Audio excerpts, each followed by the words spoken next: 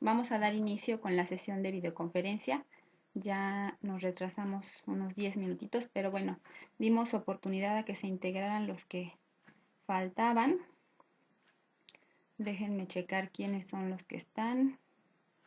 Está Ariana, está Adriana, Alejandro, Berta, Cristian, Edna, Eduardo, Erlinda, Jaime, José Luis, Luis Alfredo, Margarita, María Esther, Pedro y Víctor. Nos falta por ahí Isaías, nos falta Octavio, varios todavía.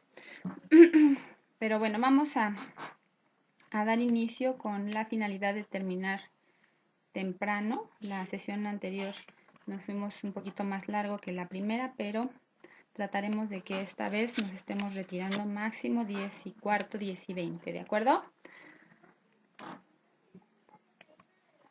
Pues como pudieron ver en la plataforma virtual de aprendizaje, iniciamos ya con nuestra tercera unidad didáctica. De alguna manera es la continuación de la unidad didáctica anterior, porque las teorías que vamos a revisar durante esta semana y la siguiente pertenecen a las teorías cognitivas, aunque tienen un fundamento epistemológico diferente. Pertenecen al mismo grupo de teorías porque también son teorías que consideran los procesos mentales como parte de un elemento fundamental del aprendizaje. Pero estas dos teorías que vamos a revisar, que son la de Piaget y la de Vygotsky, hacen énfasis en la construcción del conocimiento. De hecho, la teoría de Piaget y en general el constructivismo como tal se considera una epistemología, es decir, que busca explicar cómo se conoce, ¿no? Cómo el ser humano conoce y a través de ese conocimiento es que aprende. Entonces, esta sesión tiene una dinámica que les voy a explicar a continuación. Vamos a ver generalidades muy básicas de lo que son las teorías constructivistas y posteriormente sus compañeros, a quienes les asigné los temas previamente, van a hacer la presentación de el contenido que les tocó a cada uno de ellos. Vamos a hablar en esta videoconferencia específicamente de la propuesta que hace Piaget, y hablaremos de él, de su biografía, hablaremos también de su teoría, de cuáles son los dos aspectos más importantes de su teoría, las dos propuestas que él hace, que nos van a servir de base también para el diseño de estrategias de aprendizaje y las aplicaciones educativas que tiene esta propuesta teórica. Entonces, iniciamos conociendo cuáles son los objetivos de nuestra sesión. ¿Cuál es el alcance de esta sesión? Pues es que ustedes conozcan lo que es el constructivismo y los teóricos más representativos de este enfoque y que puedan identificar quién es Piaget, cuál es su propuesta teórica y las aplicaciones de esta en la educación.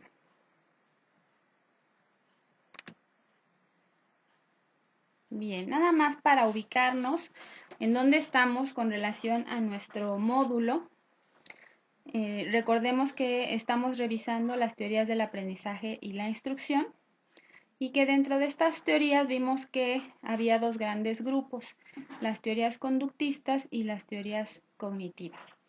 Revisamos de las teorías conductistas a varios autores, a sus propuestas y revisamos también cuáles son las aplicaciones de estas teorías en la educación en la actualidad. Posteriormente, iniciamos la revisión de las teorías cognitivas. ¿A qué autores revisamos de estas teorías? ¿Recuerdan? Pueden anotarlos, por favor.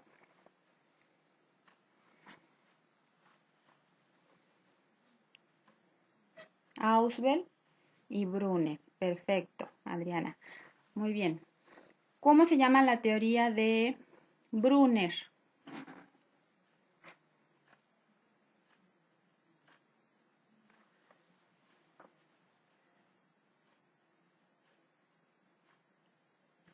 ¿Cómo se llama la teoría de Brunner? ¿Cómo se llama la teoría de Ausubel? Aprendizaje por descubrimiento, exactamente.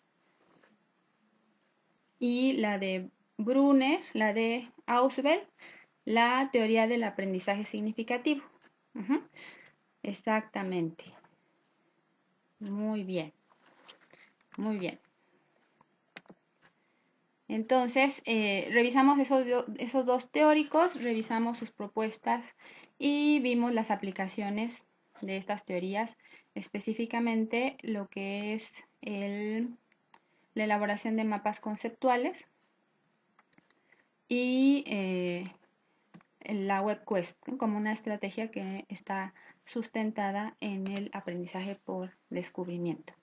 Y bueno, decían por ahí, leía yo un mensaje de Jaime que me decía que particularmente no le gustaban mucho los mapas conceptuales como herramienta o como estrategia de aprendizaje. Lo que quería resaltar en este momento es cómo, a pesar de que no elaboremos el mapa conceptual físicamente o con alguna herramienta informática o con un lápiz, sí en nuestro conocimiento se organiza de esa manera en nuestra estructura cognitiva. ¿Sí? Nosotros agrupamos los conceptos y los vamos jerarquizando porque solamente así podemos lograr un aprendizaje significativo. Y eso lo estamos viendo en este ejercicio que estamos haciendo, ¿no? Ustedes ubican lo que son las teorías del aprendizaje, que sería el concepto más amplio, y de ahí vamos tomando otros conceptos que pertenecen a ese mismo campo semántico y a ese concepto que es teorías del aprendizaje, pero que están en otro nivel jerárquico, ¿no? Entonces, el aprendizaje significativo se logra solo si podemos acomodar esos conceptos dentro de nuestra estructura cognitiva. Y dice que igual a mí, dice Pedro, pareciera que estoy tomando una maestría 10 años atrás. ¿En qué sentido, Pedro?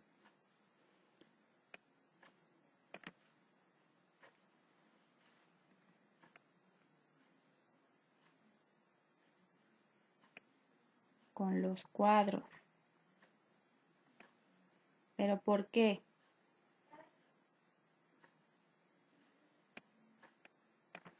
Ajá, ¿por qué, Pedro?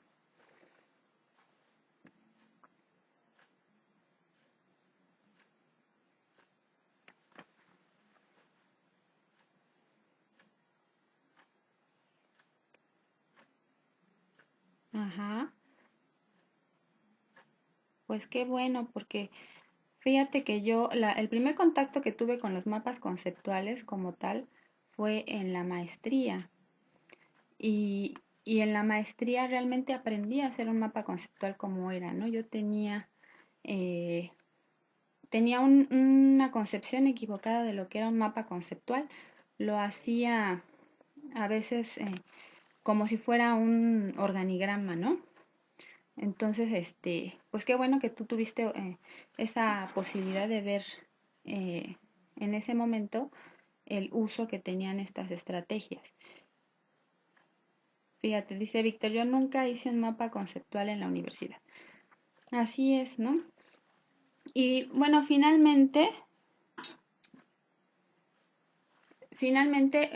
mucho va a depender del estilo de aprendizaje que tenga cada persona, ¿no? Lo que crea que le puede ser más útil para aprender en función de las estrategias metacognitivas que vimos la semana anterior. Y en función de ese estilo de aprendizaje que yo tenga, pues voy a saber si me sirve o no me sirve esta herramienta. Pero como dice por acá Adriana, dice, yo en lo personal rescaté esta actividad para evitar que mis alumnos copien y peguen tanta información. Exactamente, ¿no? Porque es una estrategia para la cual los alumnos tuvieron que seleccionar información y después organizarla de una manera diferente, ¿no? Dice Cristian, a mí me parece una estrategia adecuada, pues los mapas conceptuales y mentales crean redes semánticas a nivel cognitivo y desde luego representaciones mentales. Exactamente. Dice José Luis, son una herramienta útil los mapas mentales. Y los mapas mentales no los revisamos porque no nos daba tiempo, ya los vamos a ver en otro momento, en otro módulo, en donde vemos estrategias de aprendizaje, porque también pertenecen a estas teorías, a las teorías cognitivas, ¿no? Exactamente, dice Jaime aquí que no descalifica la herramienta, pero no le sirven para aprender. Y eso es válido, ¿no?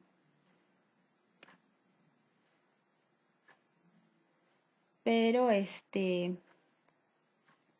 lo importante también es probar, ¿no? O sea, ¿qué me sirve y qué no me sirve? Uh-huh. Cada herramienta tiene su utilidad y y creo que también es importante que los alumnos prueben, ¿no? O sea, que yo como maestro haga que prueben esas herramientas y esas estrategias para que ellos decidan si les funciona, ¿no? Exactamente, dice Berta. Quizá a nuestros alumnos sí les funciona. Dice Berlinda, creo que cada herramienta se puede utilizar en diferentes personas, ajá, o que cada persona puede utilizar diferentes herramientas.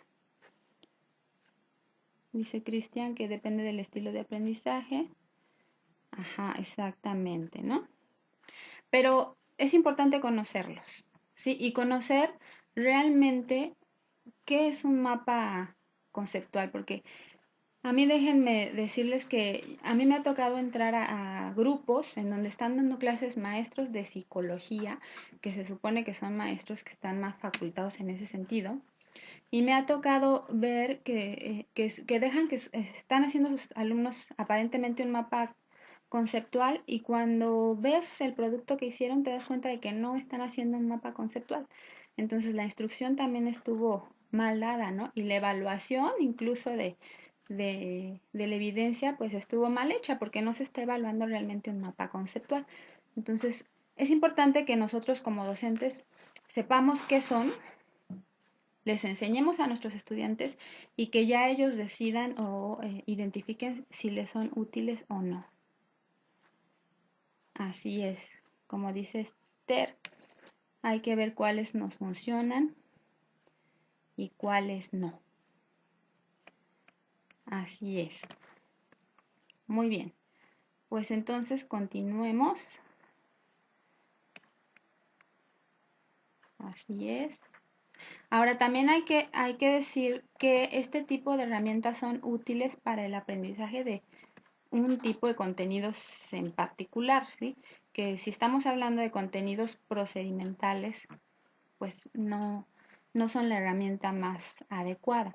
Este tipo de herramientas nos permiten aprender contenidos de tipo declarativo, ¿sí? Ya sea de tipo factual o de tipo conceptual, que normalmente los conocemos como conceptos o como hechos, ¿no? Entonces, no son útiles para todo tipo de contenidos. Inclusive yo les comentaba que a mí me gusta mucho o por lo general los diseños instruccionales que hago están basados en las teorías cognitivas. O sea, de hecho, los trabajos de tesis de licenciatura y de maestría que he desarrollado han sido relacionados con las estrategias de aprendizaje, porque es un tema que me gusta y es un tema que aplico. Pero reconozco que tiene como limitante que no estudia a profundidad el aprendizaje de procedimientos o de actitudes, por ejemplo, ¿no? Que sí son abordados en otras teorías. Muy bien.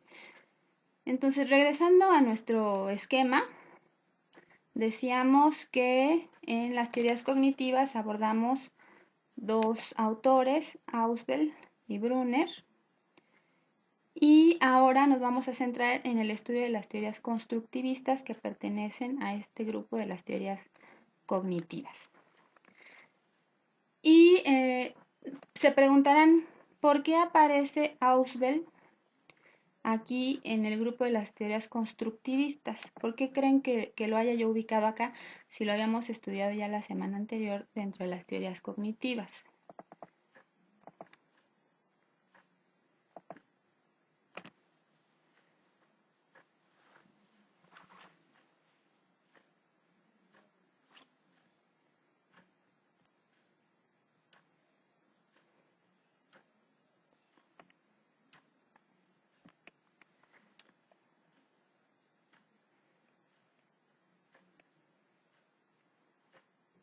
Ajá, dice Erlinda, porque el alumno construye su aprendizaje.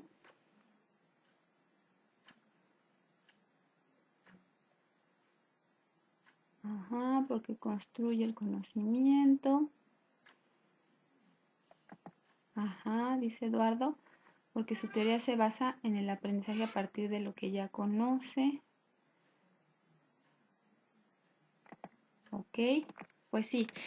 Esta teoría es una de las teorías cognitivas que ya se acerca a o comparte muchos de los principios que tienen las teorías constructivistas. Y en un momento que veamos cuáles son los principios que comparten, se darán cuenta de ello. De hecho, ya en la sesión anterior habíamos mencionado algunos de estos principios cuando hablamos de las teorías cognitivas.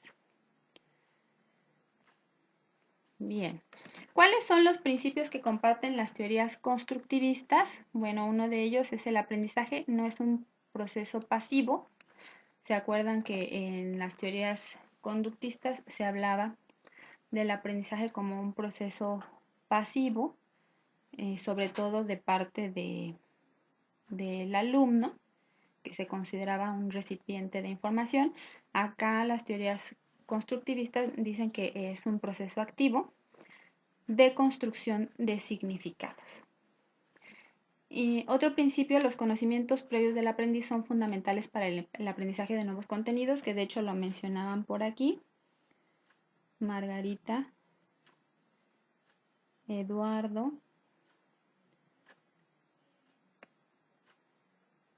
Y creo que nada más. Ok. Otro de los principios que comparten las teorías constructivistas es el hecho de que el aprendizaje debe ser situado y contextualizado. Y esto es algo muy importante que aportan las teorías constructivistas al aprendizaje y que tiene también que ver con el enfoque de competencias, la importancia de que lo que se le enseñe al alumno tenga que ver con el contexto en el que vive, ¿sí? Que sea algo que le sea familiar, ¿sí? Que se dé cuenta que esa información que está por aprender le va a ser útil para su vida. A eso se refiere el que sea un aprendizaje situado y contextualizado, que es un aporte de las teorías constructivistas. Otro principio es: para que se dé el aprendizaje es necesario considerar cuestiones afectivas. ¿Se acuerdan que ya desde la conferencia anterior hablábamos que las teorías cognitivas se preocupan por las cuestiones afectivas como la motivación, ¿no? ¿Cómo puede influir el que un alumno esté motivado para que logre aprender? Pues también las teorías constructivistas consideran este factor. Y un último elemento que es muy importante y que justamente tiene que ver con esta teoría que vamos a revisar el día de hoy, es que el desarrollo del alumno influye en el aprendizaje. El aprendizaje debe ser gradual y continuo. ¿Esto qué quiere decir? Que el alumno, en función de la edad y su nivel de madurez, puede aprender unas cosas o no. Entonces nosotros como docentes es muy importante que identifiquemos cuál es la etapa de desarrollo en la que se encuentra el estudiante y saber cuál es el alcance que puede tener en función de las características de esa etapa para poderle enseñar un contenido o no. Entonces eso es parte de los aportes de Piaget y hoy lo vamos a ver en la descripción que nos va a hacer Berta de las etapas de desarrollo según este autor.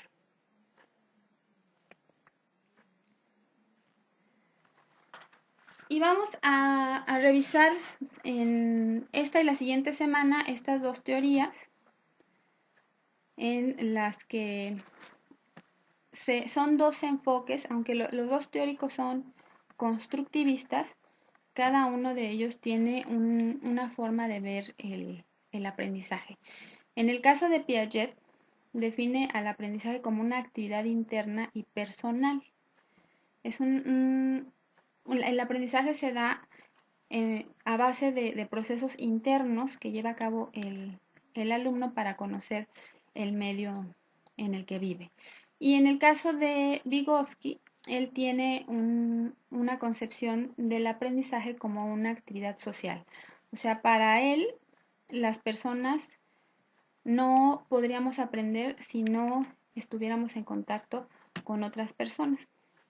Entonces, este hecho o esta teoría es lo que fundamenta las estrategias en las que hay trabajo colaborativo, ¿no?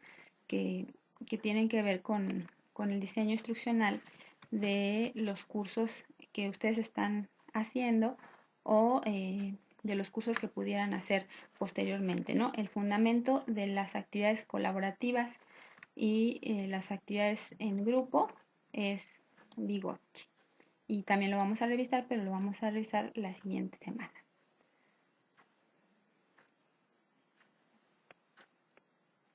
Así es.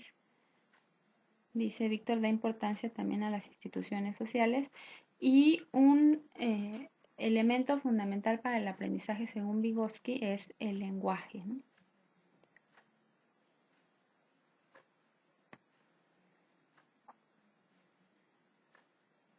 Muy bien, entonces vamos a comenzar con la presentación de sus compañeros.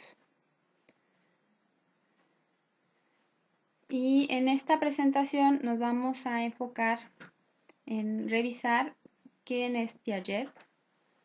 Vamos a conocer qué hizo, qué ha escrito y qué estudió para saber, para entender también cómo surge su teoría. Vamos a entender cómo se conoce de acuerdo con él y cómo se desarrolla el pensamiento. Vamos a revisar también las etapas de desarrollo según este autor y las aplicaciones educativas. El primer tema, que es la biografía de Piaget, la va a presentar Víctor. Víctor, voy a colocar la presentación y te voy a pedir por favor que me vayas indicando cuando quieras que cambie la diapositiva, porque solo lo puedo hacer yo.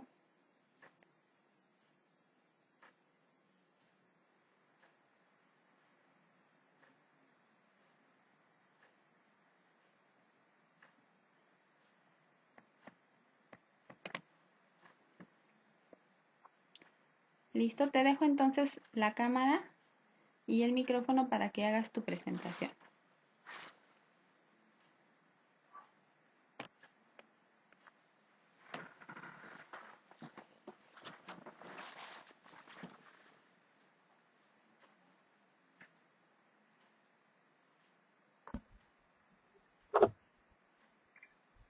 ¿Me escuchan?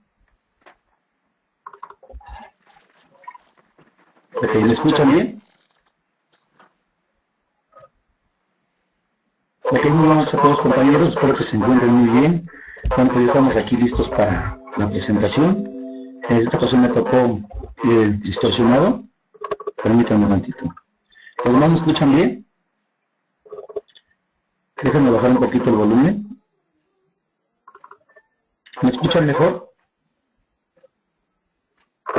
¿Ya me escuchan mejor?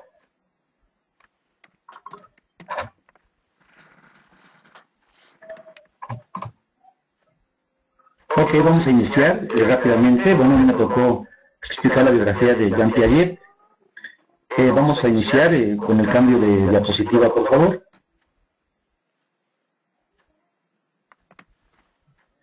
Bueno, vamos a ver quién es Jean Piaget. Jean Piaget nació en 1896 en Suiza. Su padre, Arthur Piaget, fue un destacado profesor de literatura medieval en la Universidad de Neustadt. Su abuelo materno, James Jackson, fue el creador de la primera fábrica de acero de crisol en Francia.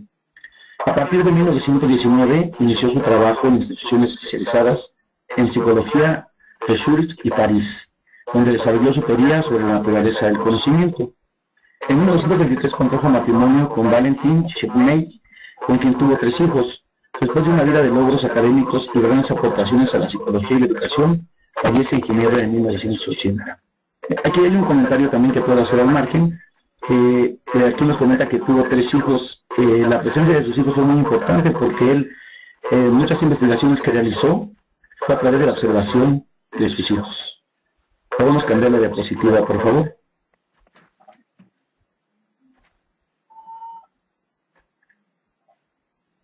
Un detalle también que podemos mencionar de Piaget es que desde muy joven, desde niño fue muy precoz en el desarrollo del interés por la biología y el mundo natural, especialmente por los moluscos.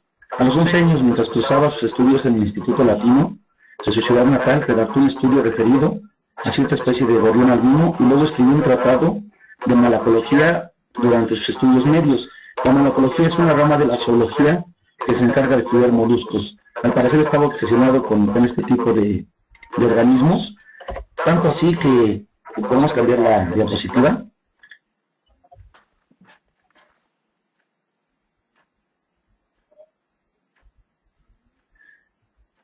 Tanto así que su doctorado y su licenciatura la realizó con una tesis acerca de los moluscos. Bueno, dice, se licenció y doctoró en Ciencias Naturales en la Universidad de su ciudad natal en 1918 con una tesis sobre los moluscos del cantón de Valais, que es una región de Zúrich. En 1919 se trasladó a París, donde se desempeñó por un periodo breve en la Universidad de Zúrich, donde publicó 2 trabajos sobre psicología. Su interés en el psicoanálisis comenzó en esa época, por lo que popularizó en la obra de Sigmund Freud y de Jung. Enseñó en una escuela para niños en la calle Grange Auswells, dirigida por Alfred Binet. También tuvo contacto con Binet. Retornó a Suiza en 1921 y se incorporó al Instituto Rousseau de Ginebra, institución en la que se desempeñó como director de investigaciones. ¿Podemos hacer el cambio?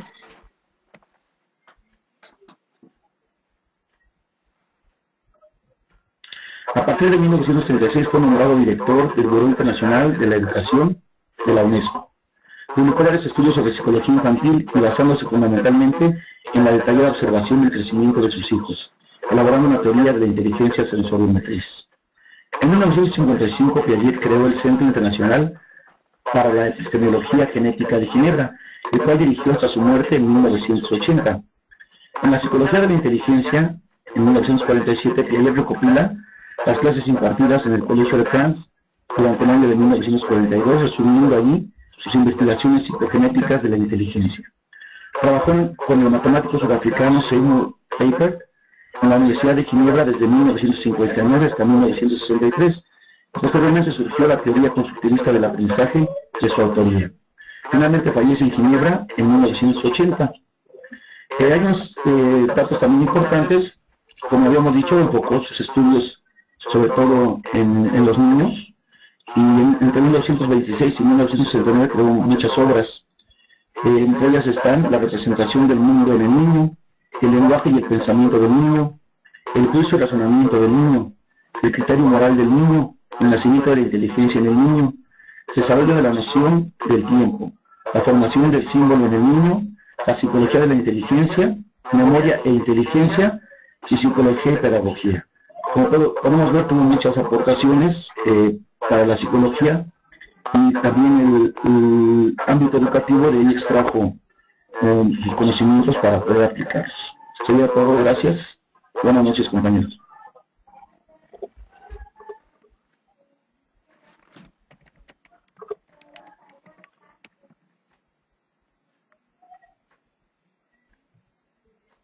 Buenas noches.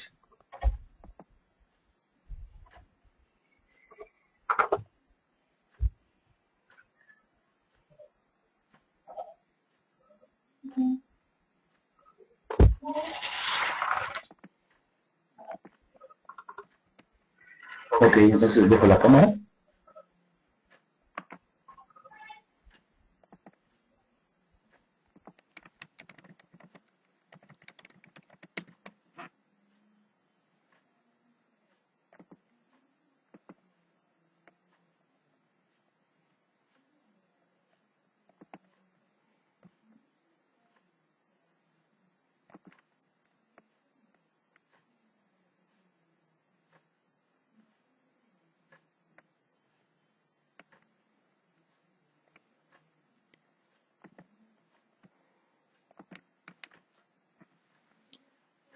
Muy bien, muchas gracias, Víctor.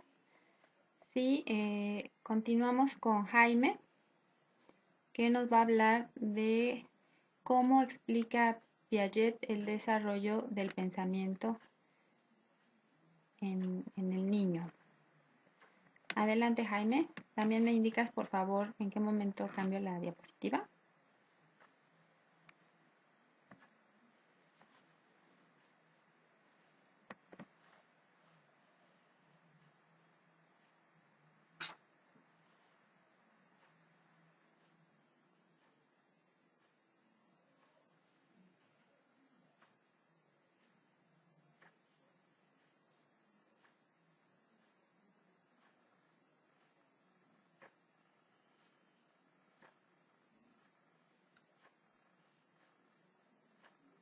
Buenas noches, ¿me escuchan todos? ¿Qué tal estamos de volumen? ¿Sí me escuchan? Hola, hola, ¿me escuchan? ¿Sí me oyen? Ok. Perfecto, bueno, para los que no me conocen, mi nombre es Jaime Ramírez y... Le voy a subir un poquito. Mi nombre es Jaime Ramírez y trabajo también en la Universidad del Tepeyac, dando clases en la licenciatura de comunicación. Edith me pidió que desarrollara el tema, haga la redundancia, del desarrollo del pensamiento según Piaget, y pues les voy a platicar un poco acerca de esto. Si puedes cambiar la diapositiva, Edith, por favor.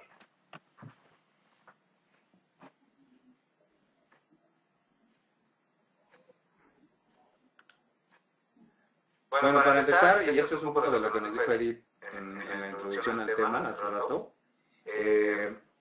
para Piaget el desarrollo está relacionado con dos tipos de mecanismos. El primero de ellos es la acción, es decir, la conducta, lo que nosotros llevamos a cabo y la forma en que interactuamos con el medio ambiente, y el pensamiento, que son pues obviamente todos los procesos internos que nosotros manejamos, y ambos corresponden a lo que Piaget considera como la inteligencia. Él entiende aprendizaje como un concepto separado, o sea, está ligado al desarrollo, tiene que ver con, pero son términos distintos, porque el aprendizaje es la adquisición de habilidades, datos específicos e información, obviamente de elementos externos que nosotros aprendemos a interiorizar. Entonces, podemos decir que para que llegue el aprendizaje depende del desarrollo, ¿sí? Y la manera en que aprendemos incluso depende de la etapa del desarrollo en la que nos encontremos. Y la inteligencia es el principal instrumento que se utiliza para aprender. Hay tres factores que interaccionan en la teoría de Piaget. De hecho, por eso se considera que la teoría es interaccionista, porque la herencia, la maduración psicológica y el ambiente se relacionan para lograr el desarrollo de las personas. En este caso, la herencia es lo que nosotros aprendemos, más bien lo que nosotros repetimos en cuanto a patrones biológicos de nuestros antepasados. La maduración psicológica, que es el desarrollo que tenemos a lo largo de nuestra vida desde que nacemos, y el medio ambiente que nos rodea. Estos tres factores son los que influyen en nuestro desarrollo intelectual. Por lo tanto, según Piaget, el pensamiento no necesita forzosamente el lenguaje, porque, por ejemplo, dice que un niño pequeño pues ya piensa, o sea, ya tiene procesos mentales adecuados a su etapa de desarrollo, pero todavía no sabe hablar. Entonces, incluso menciona que no todo lo que dice un niño representa lo que sabe, o sea, sabe mucho más de lo que puede representar en palabras, digamos. Y lo mismo aplicaría para las personas que no saben leer, por ejemplo, o sea, no utilizan su lenguaje de forma escrita, pero sí tienen los pensamientos. Entonces, no están ligados forzosamente uno y otro concepto, pero sí el lenguaje es un medio para poder estimular el pensamiento. O sea, una vez que nosotros aprendemos los principios o las normas del lenguaje, los códigos del lenguaje, es que nosotros podemos desarrollar el mayor potencial posible de pensamiento. Como mencionó Edith en la introducción, pues también se retoma el concepto de motivación en esta teoría, y Piaget asegura que es intrínseca, es decir, que depende básicamente de nuestra motivación interna para las cosas que nosotros queremos hacer, y que esa motivación interna es la que controla de alguna manera los motivos externos. O sea, los motivos externos por sí solos no tienen ningún valor. El pensamiento y la inteligencia, por lo tanto, por todo lo que dije anteriormente, son sinónimos. Y los periodos de desarrollo, de los que nos va a hablar más adelante Berta, no están ligados a una edad fija, ¿no? O sea, no forzosamente tal etapa corresponde a tal edad, porque pues hay diferencias individuales y más bien depende de cómo tengamos nosotros en cada etapa de nuestra vida desarrollada la estructura de pensamiento. Pasamos a la siguiente diapositiva, Edith, por favor.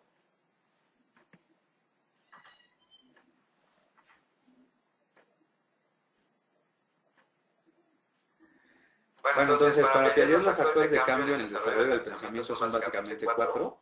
El primero es la maduración, que es, como lo mencioné hace rato, pues la forma en que nosotros vamos desarrollando los cambios biológicos que tenemos programados a nivel genético desde que somos concebidos, desde que nacemos.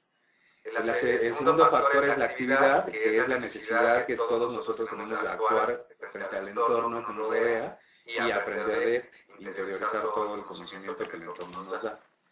El tercero son las experiencias sociales, que es la influencia que tiene la transmisión social de conocimientos y el aprendizaje de otros. De hecho, Piaget sostiene que si no fuera por este factor, nosotros tendríamos que volver a crear todo el conocimiento. O sea, no tendríamos como la capacidad de heredar todo lo que las generaciones anteriores a nosotros pues descubrieron y nos transmitieron. Y finalmente el equilibrio, que es una tendencia innata del ser humano a mantener estables sus estructuras cognitivas. Una vez que hablemos de los conceptos siguientes, vamos entonces a profundizar un poquito en esta cuestión del equilibrio. Cambiemos de diapositiva, por favor, Eddie.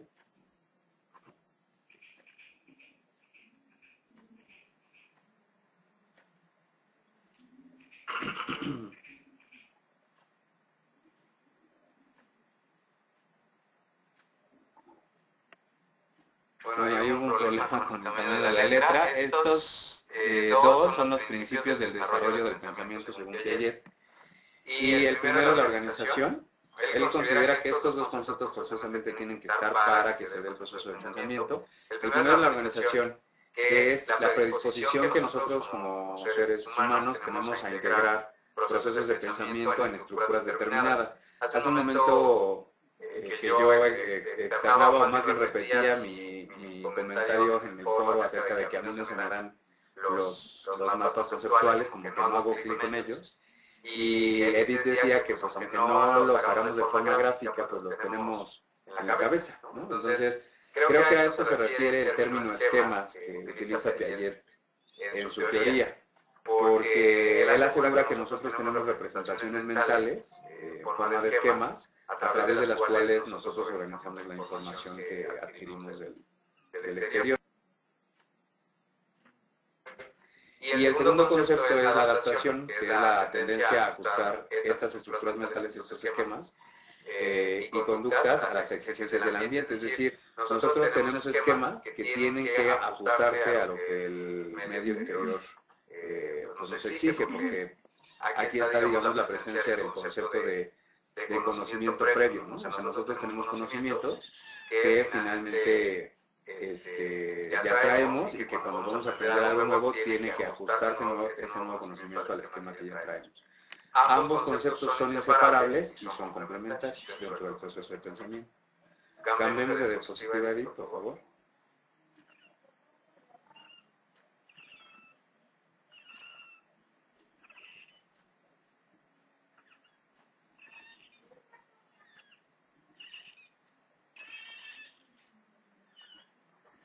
Y para el proceso de adaptación, que es el segundo de los conceptos que mencioné en la diapositiva anterior, se requieren de dos procesos.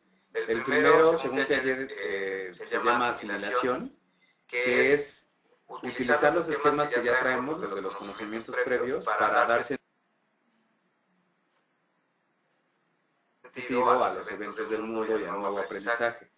Es de carácter centrífugo porque implica la acción que nosotros como individuos vamos a ejercer sobre el medio ambiente. Esto voy a explicar con la tarea que hicimos la semana pasada de la WebQuest, porque así creo que lo comprendí y creo que quedaría mucho más claro de esta manera.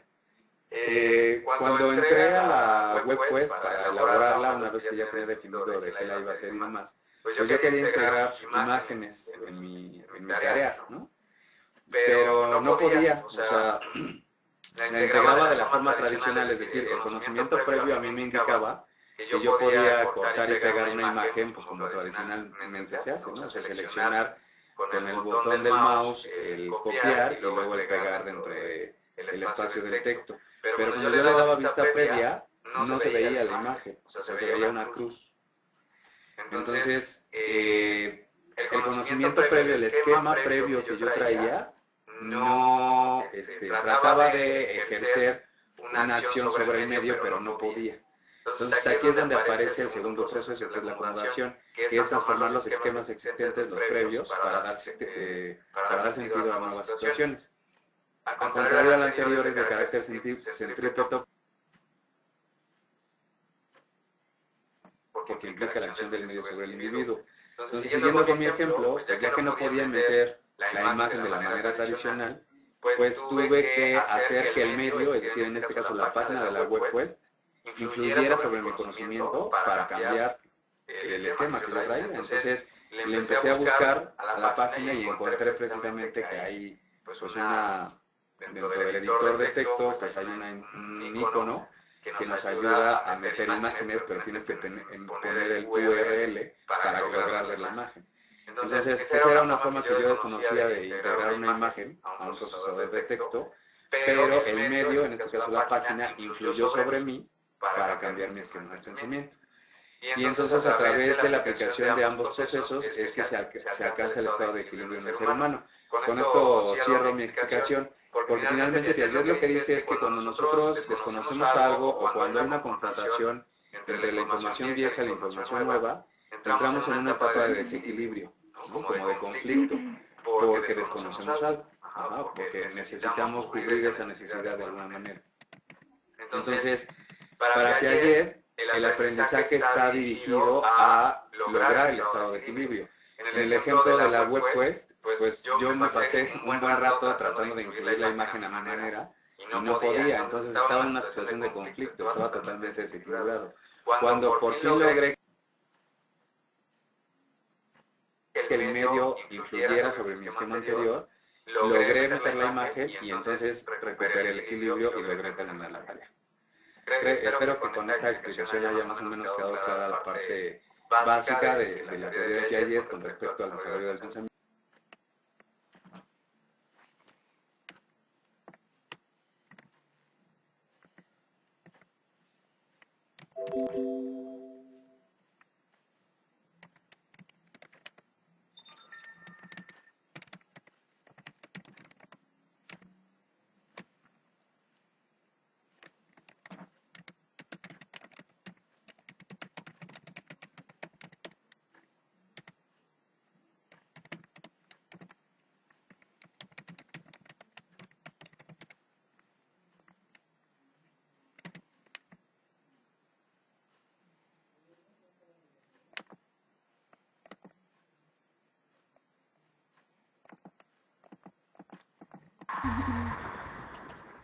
Buenas noches, ¿se escucha correctamente? ¿Sí me escuchan?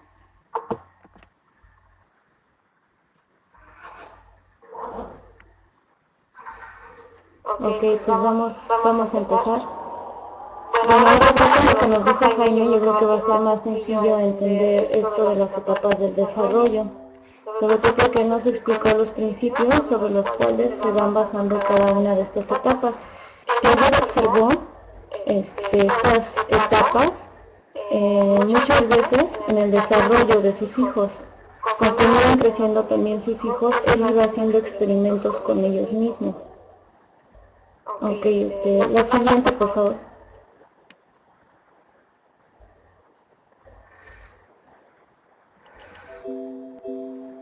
Ok, me alejo un poco más, ¿se escucha bien? Erlinda y Abraham, ¿sí escuchan bien?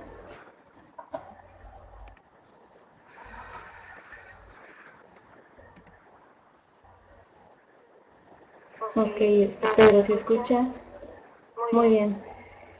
Este desarrollo al cual Piaget se refiere, en estas etapas del desarrollo, es el progreso que tiene la inteligencia en el ser humano. Y en base a ese progreso de nuestra inteligencia, él lo divide en 4 etapas básicas, en 4 grandes etapas, como le dice. Como nos decía Jaime, estas etapas no tienen duración ni fecha, ya que depende de cada individuo su paso que tenga de una etapa a la que sigue. Habrá personas que son más precoces.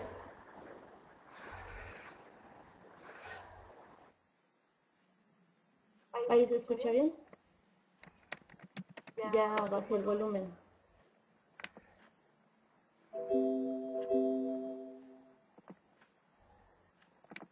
Ok, entonces hay personas que avanzan más rápido de una etapa a la otra y hay personas que tardan, pero lo que no cambia en cuanto a estas etapas es la sucesión, que siempre debe seguir una tras de la otra en el orden en el que él lo marca. Entonces, la siguiente, por favor, Edith.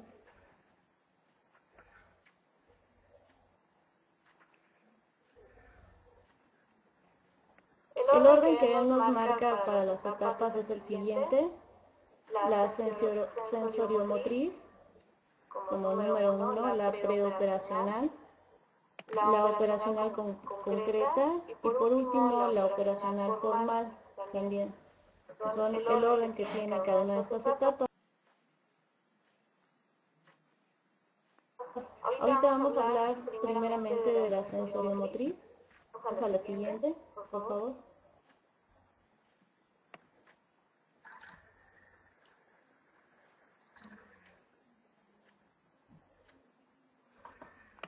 Esta etapa aproximadamente se sitúa de los 0 a los 2 años de edad.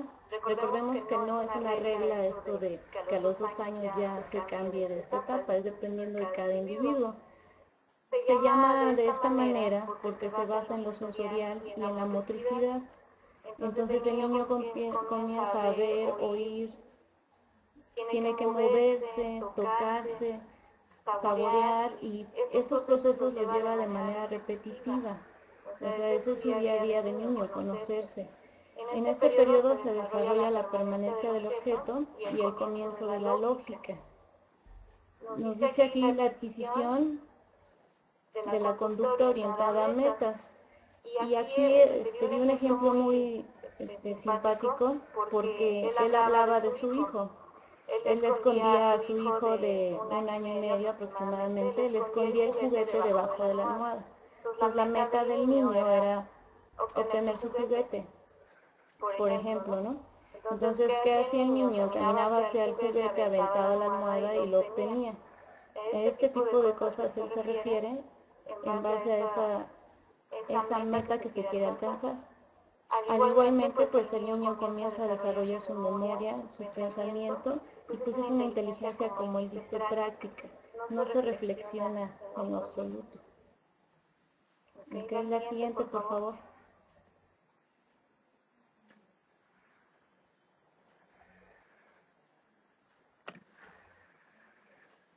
En la preoperacional estamos hablando que aproximadamente se lleva a cabo de los 2 a los 7 años.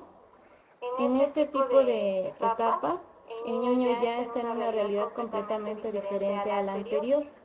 En este periodo ya no se vuelve, sus sentidos ya no toman como ese papel tan relevante que era al día a día estarlos descubriendo. Ahora ya empieza a obtener cogniciones superiores que van enfocadas en operaciones o acciones, aunque todavía no alcanza a realizar estas operaciones de manera concreta, por eso se llama preoperacional.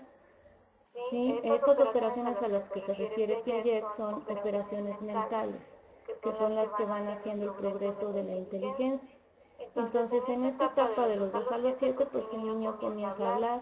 También nos habla de que en la preescolar es cuando los niños comienzan a tener mayores juegos, y también se llaman juegos simbólicos.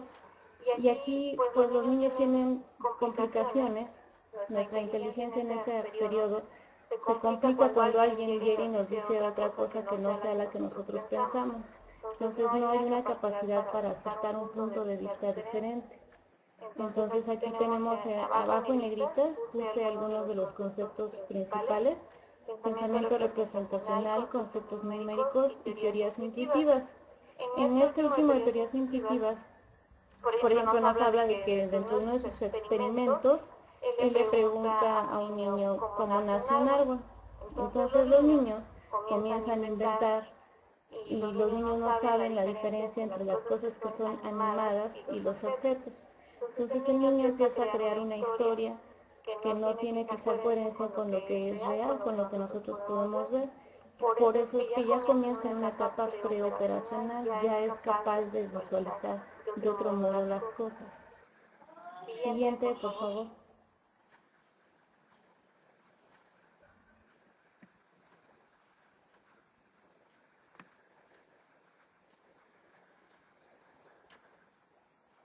En la etapa de la operación concreta estamos hablando de los 7 a 11 años aproximadamente, y pues en esta etapa el pensamiento ya muestra mayor rigidez y flexibilidad al mismo tiempo.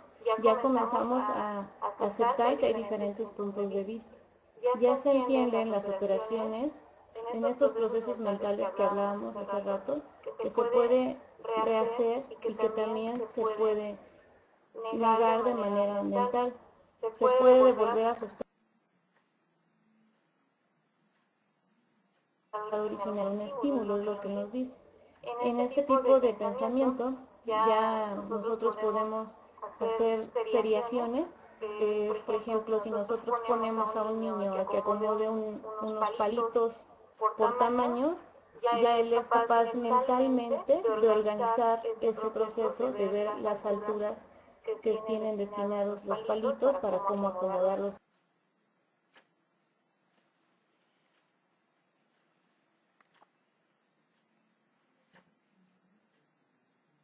Ya aquí ya hay esa capacidad tanto motriz como intelectual para hacer eso.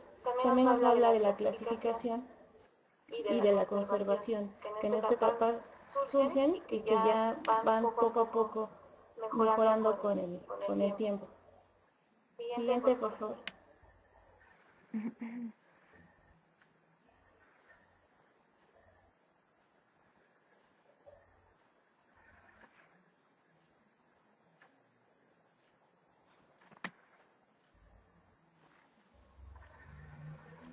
Y por último, nuestra etapa operacional formal, que se conoce como de los 11 años aproximadamente en adelante. Recordamos que aquí después de los 11 años pues también viene el periodo de la adolescencia. Entonces aquí pues nos habla de que el niño comienza ya a formar una lógica formal. Ya a través de las otras etapas va adquiriendo las herramientas cognitivas para poder resolver y comprender las operaciones matemáticas, que es un proceso muy abstracto. Ya ahora ya puede ordenar y clasificar sus conocimientos, y también es una transición entre que el ser humano se da cuenta de cuál es la realidad y dentro de esas realidades existen. Entonces en esa etapa esa capacidad para poder formar, pensar de una manera abstracta y reflexiva. Aquí ya vemos tipos de razonamientos y pensamientos más lógicos. Incluso decía ahí en una parte de la lectura que a los adolescentes, aquí fue donde se les preguntaba a los jóvenes que van en esa etapa, que ellos ya podían visualizar a lo mejor un país sin conocerlo y tener una propia idea de cómo sería estar ahí. Tenían un libro, podían leer una historia e imaginar todo ese escenario dentro del libro, que pues son ideas que uno va creando a partir, aunque no tengas las experiencias, pero ya tienes esa capacidad para llegar a. Ok, pues eso sería todo, son las 4 etapas y pues muchas gracias.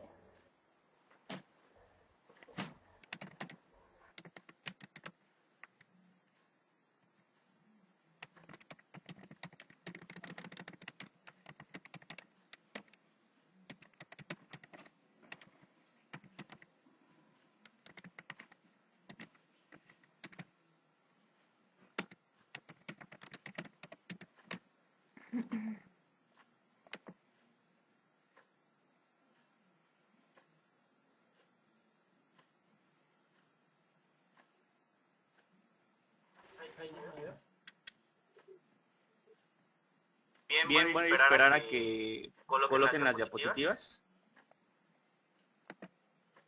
¿No tienen algún problema con el audio de momento?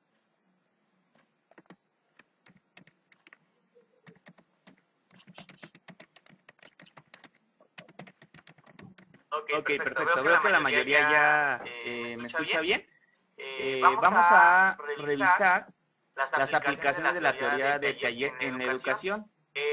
Realmente no va a haber como tips mágicos que nos dé Piaget, más que algunas normativas en lo que es el rol sobre todo del estudiante. Y a continuación vamos a revisar algunas de ellas de manera muy breve para que ustedes puedan conocerlas. La siguiente, por favor.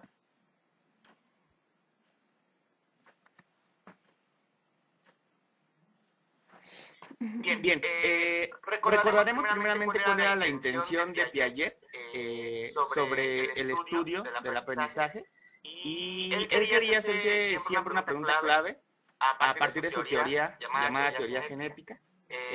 ¿Cuál es la naturaleza y el origen del conocimiento humano? Él difería un tanto de los conductistas, y pese a que los conductistas creían que el conocimiento venía de fuera, Piaget proponía lo contrario, que la enseñanza se producía dentro y iba de dentro hacia afuera. Es por eso que en este pequeño mapa lo coloco de esta manera, y Piaget lo comenta así: la educación tiene como finalidad favorecer el crecimiento tanto intelectual, afectivo y social de los niños. Básicamente se basa su estudio en niños, aunque después tiene algunos otros elementos ya con adolescentes y demás. La que sigue, por favor.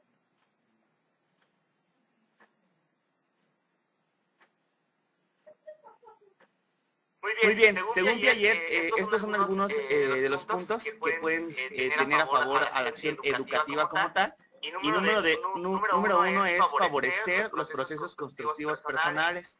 Estos pueden ayudar a operar el crecimiento. Es decir, es trabajar desde dentro de los niños. Número dos, hay prioridad sobre las actividades de descubrimiento.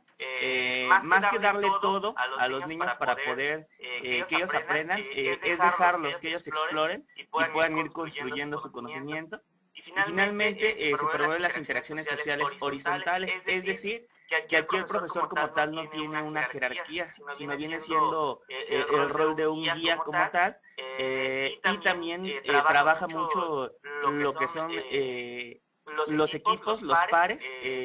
Piaget propone que si los niños trabajan en pares, pueden aprender y socializar, ya sea unos con otros. La que sigue, por favor.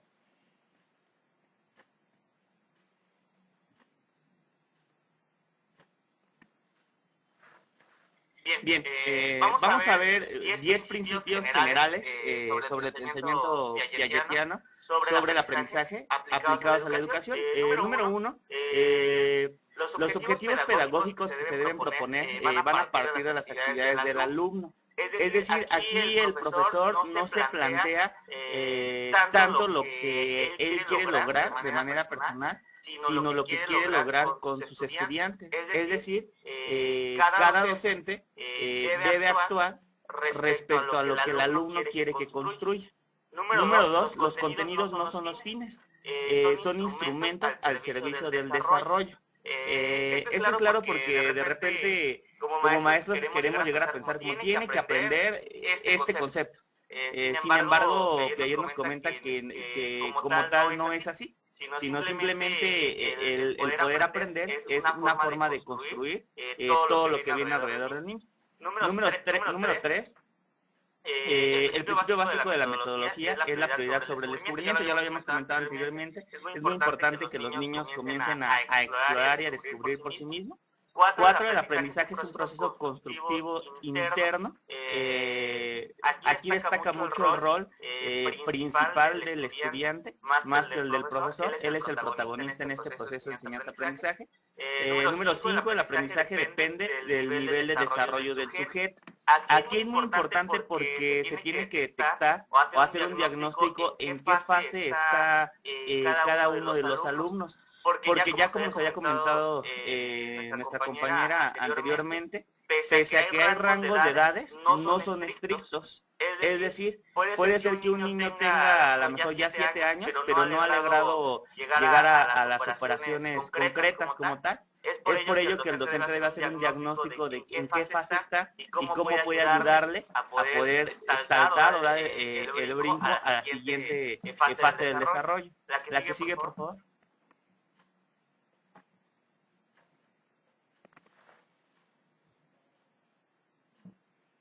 Bien, número 6, el aprendizaje es un proceso de reorganización cognitiva. Más que una cuestión conductual, Piaget lo vuelve a manejar como un proceso mental y es por eso que lo basa a la cognición. Número 7, son importantes los conflictos cognitivos para el desarrollo del aprendizaje. Y eso me quedó muy claro porque dice Piaget que es muy importante aprender de los errores, no solamente de los aciertos. Y por eso habla de los conflictos cognitivos. Es decir, es correcto que el estudiante se equivoque y de esa manera pueda redescubrir y poder llegar al aprendizaje deseado.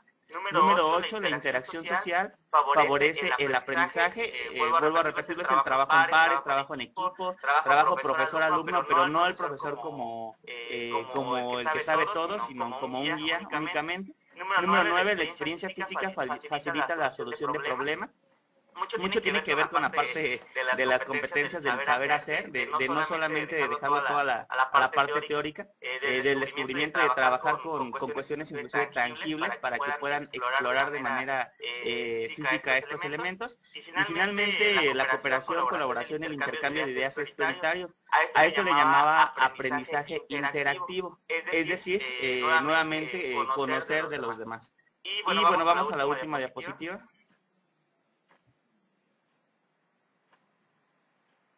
Aquí viene una pequeña conclusión y se la leo. La obra de Piaget destaca la importancia que confiere el carácter activo del sujeto, en este caso el alumno, en el proceso de enseñanza-aprendizaje. La interiorización como el mecanismo que explica la obtención de conocimiento a través del tránsito del externo al interno y la elaboración de tareas experimentales sumamente ingeniosas. Estas partes son las que complementan y que, bueno, a lo largo de esta semana se podrá trabajar en lo que se le llama la teoría del equilibrio y podrán ver que la cuestión social, tanto biológica como del contexto, van a favorecer el aprendizaje del estudiante. Bueno, eso es todo. Si tuvieran dudas, las podemos resolver. Yo dejo la cámara. Gracias.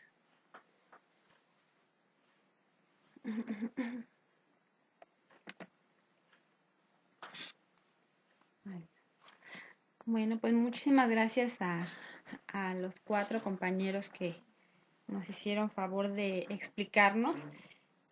Por supuesto, como hemos venido trabajando, es una introducción a la temática que vamos a revisar esta semana. Con las estrategias que están diseñadas, se pretende que ustedes profundicen en estos temas, que resuelvan las dudas que pudieran tener en este momento. Y esto lo van a hacer a través de una estrategia de procesamiento de información que está diseñada en esta semana, que seguramente ya ustedes la pudieron ver. Consiste en la elaboración de una infografía. ¿Ya revisaron por ahí la consigna de trabajo?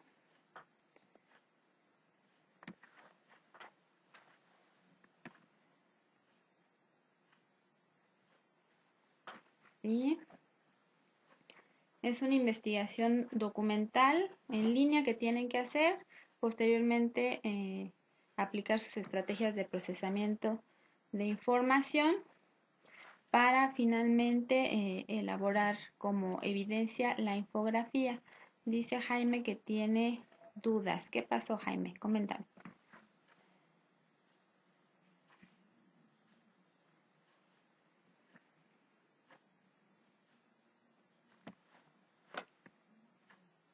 A ver, los leo.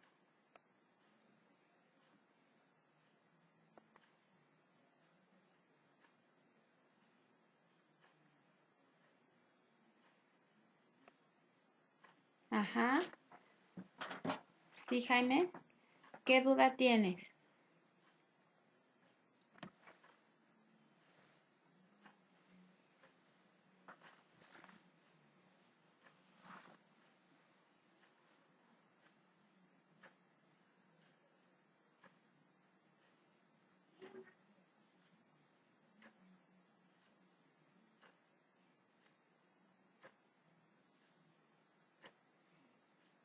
Ah, lo que pasa es que yo les di un usuario y una contraseña para que puedan elaborar la infografía. Ajá. Sí, los formatos que vienen ahí, las plantillas que ya vienen prediseñadas, son una opción, pero ustedes pueden crear su propia infografía y les aparecen ahí imágenes, les aparecen formas para que las puedan crear.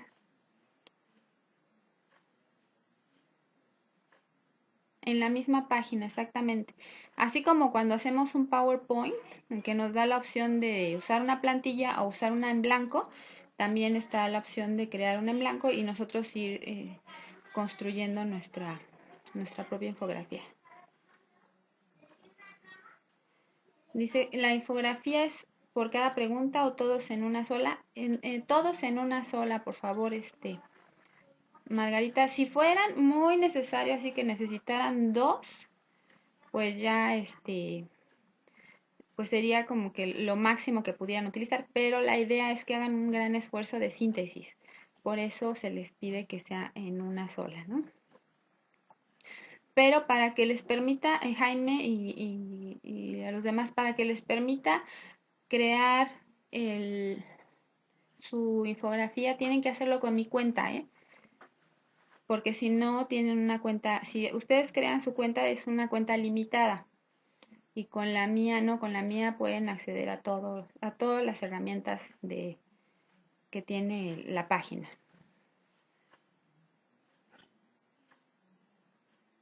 No, solo hay que entregar la infografía, Jaime. Y les pedí que por favor la convirtieran a PDF, ahí les da la opción el programa para que conviertan a PDF su infografía y la puedan compartir en el foro. Así es. Muy bien.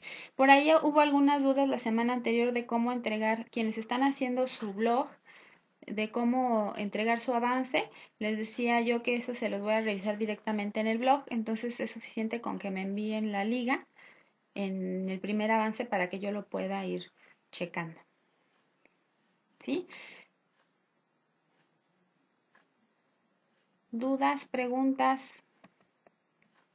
Estoy revisando trabajos, no he terminado los de esta semana que pasó, pero los de la unidad didáctica 1 ya están todos.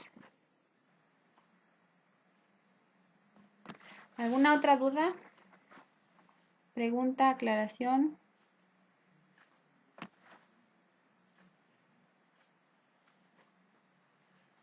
¿No? ¿Los demás?